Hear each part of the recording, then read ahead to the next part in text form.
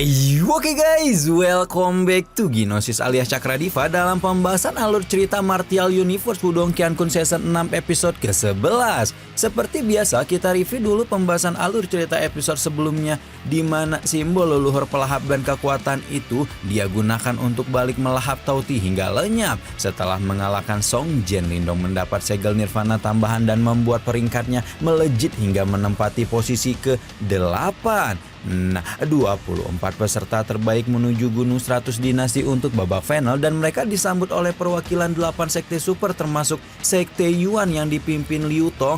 Dan saat giok penentuan pasangan dibagikan, Lindong dipertemukan dengan musuh lamanya Ling Langtian dan momentum itu akan menjadi penyelesaian atas dendam lama di antara keduanya.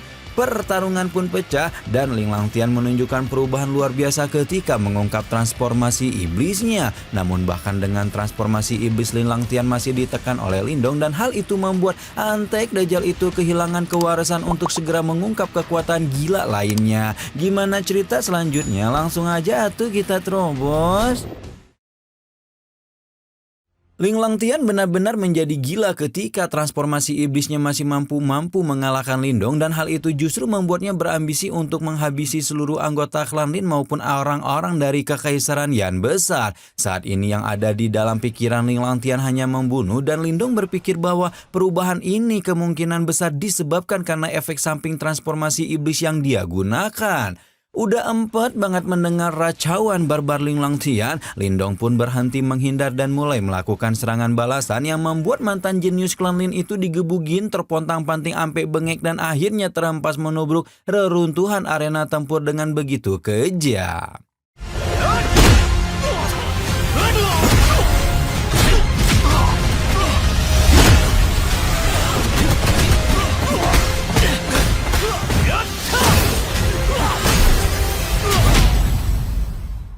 Tidak selesai sampai di situ saja, Lindong berkata bahwa Lang Langtian tidak memiliki kesempatan lagi ketika tubuhnya melayang ke udara dan memanggil telapak tangan pemenjara kekosongan sekali lagi untuk mengakhiri pertandingan. Namun keanehan kembali terjadi ketika Ling Langtian justru tertawa brutal melihat Lindong tampak sudah sangat percaya diri akan memenangkan pertandingan sebelum kemudian mengayunkan cakarnya untuk merobek dadanya sendiri.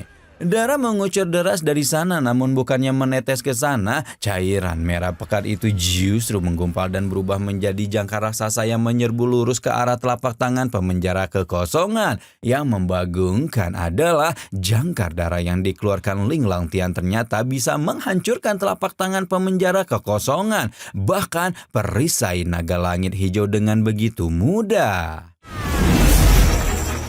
Baru setelah Lindong mengeluarkan segel raungan naga hitam, jangkar darah Ling Langtian berhasil dihalau dan menciptakan ledakan dahsyat ketika dua harta tingkat tinggi itu saling bertubrukan, bahkan sampai membuat tabir pelindung yang dibentuk oleh para perwakilan sekte super mengalami kerusakan. Wudao langsung mengambil tindakan untuk segera memperbaiki tabir, sementara di dalam arena tempur Lindong mencari keberadaan Ling Langtian dari balik asap dan debu yang berterbangan.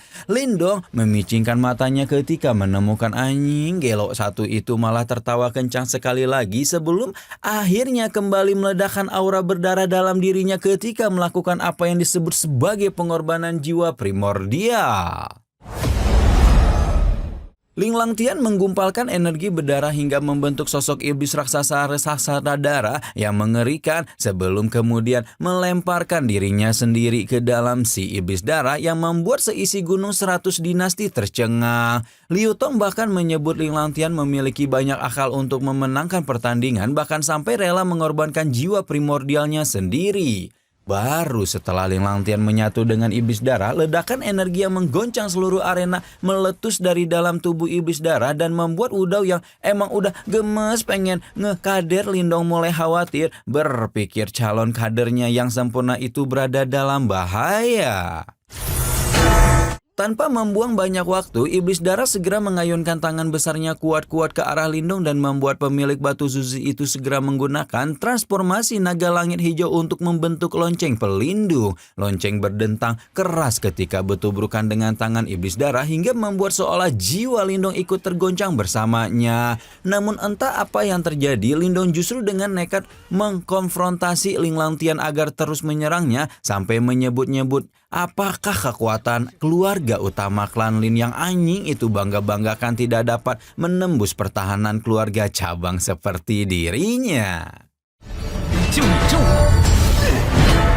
Ling Langtian yang aslinya udah setengah gelo semakin gelo lagi mendengar konfrontasi Lindong yang membakar amarahnya dan mengayunkan pukulan tanpa henti hingga membuat Lindong yang ada di dalam lonceng mulai pushang 7 keliling. Perilaku Lindong yang seolah sengaja memancing kemarahan Ling Langtian ini jelas membuat para penonton bertinyi-tinyi apa yang sebenarnya pemuda itu rencanakan. Sementara di sisi lain, orang yang menjadi pusat perhatian sebenarnya menyadari betapa goncangan jiwa yang dihasilkan dari tubrukan Iblis Darah dan lonceng naga langit hijau memiliki potensi untuk membangunkan jiwa naga dalam segel raungan naga hitam. Dan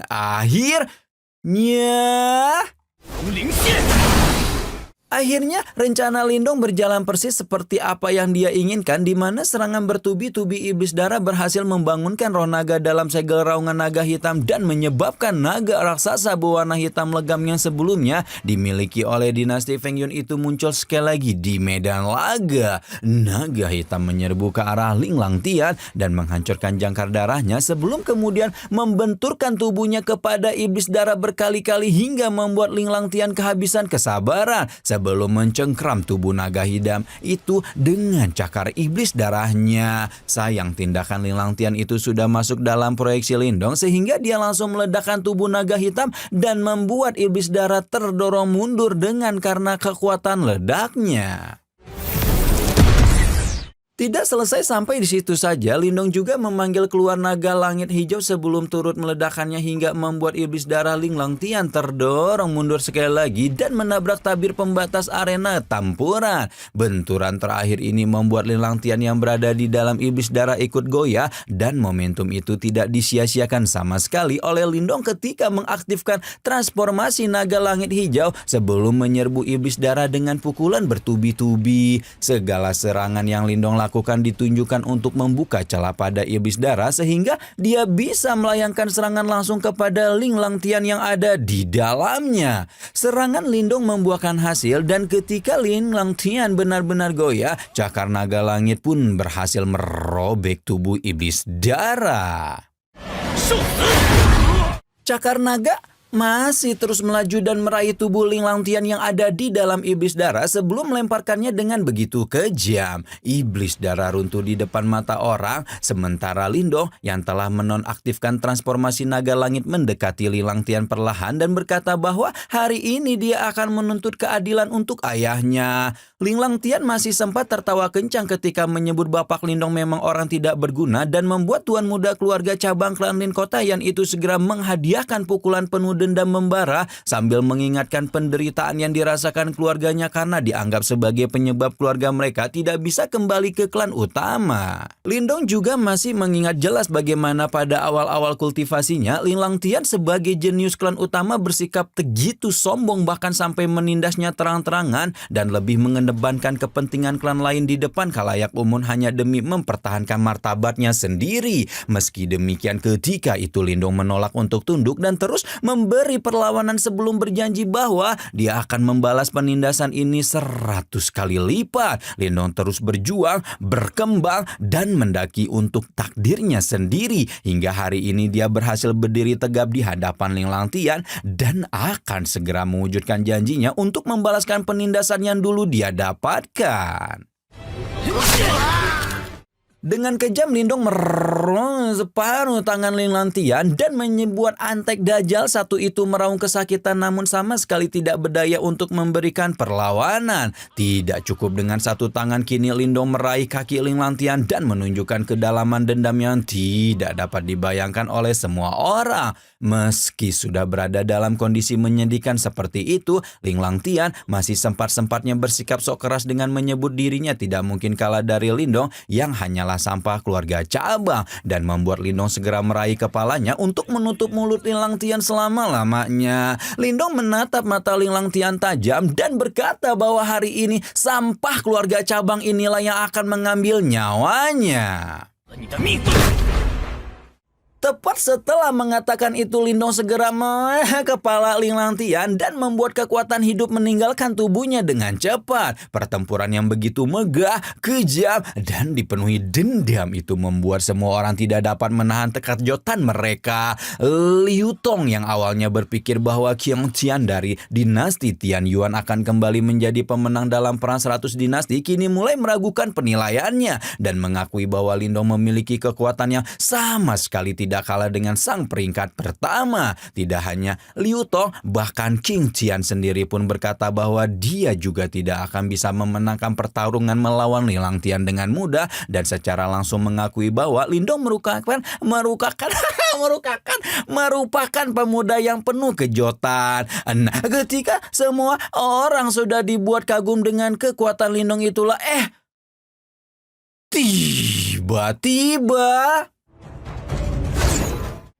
tiba-tiba saja, udah kayak kucing si anjing satu Ling Lantian yang jelas-jelas sudah dihabisi oleh Lindong malah hidup lagi dan berkata bahwa semua orang di tempat ini akan menemaninya pergi ke neraka. Setelah itu sebuah segel berdarah muncul di atas telapak tangannya sebelum kemudian dihancurkan dan memunculkan formasi darah raksasa yang menyebar ke seluruh arena tempur. Bahkan perwakilan 8 sekte super pun langsung menjadi waspada ketika melihat tindakan Ling Lantian dan langsung mencerca dengan pertanyaan tentang apa yang pemuda itu rencanakan sebenarnya. Ternyata sosok raksasa dari wilayah Suan Barat meminta Ling Lantian menghancurkan segel darah dan menyebut segel tersebut sebagai kekuatan untuk menghancurkan segalanya.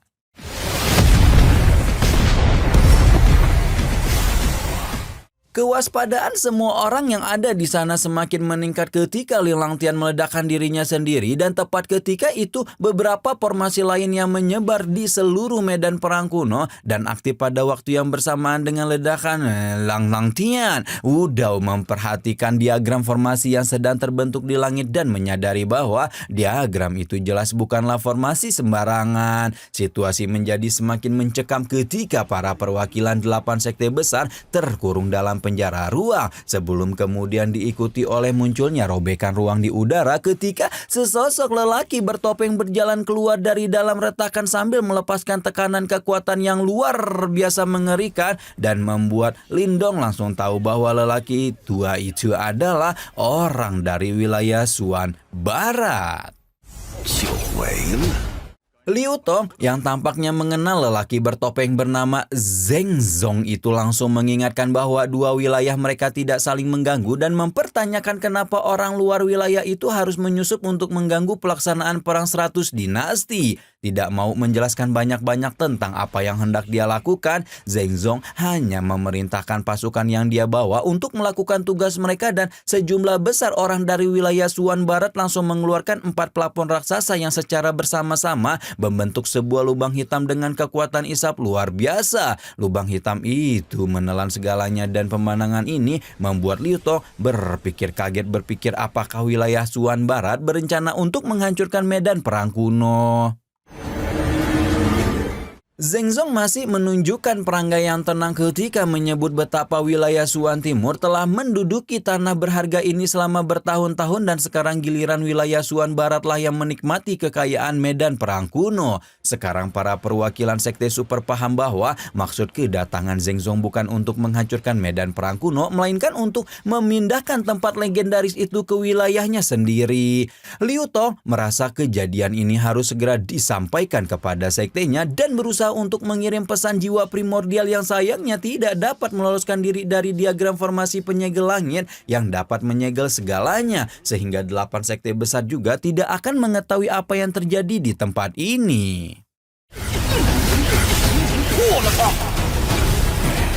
Tidak mau diam saja ditekan seperti ini, para perwakilan Sekte Super pun melayangkan serangan bersama-sama untuk menghancurkan formasi. Namun jangankan menghancurkan formasi sekarang, bahkan mereka tidak bisa keluar dari belenggu penjara ruang Jengjong yang memang dibackingi oleh kekuatan formasi penyegel langit. Ketika para perwakilan Sekte besar dibuat tidak berdaya, King Tian selaku ahli muda terkuat di sana segera mengambil tindakan dan langsung menyerang Jengjong untuk memberi orang kabupaten lain itu pelajaran. Namun jangankan melawan Jengjong, sebelum melayang tinggi di udara, King Tian sudah lebih dulu dikirim kembali oleh sosok bersabit yang tidak lain dan tidak bukan adalah sang jenderal dewa kematian Siling Jiang.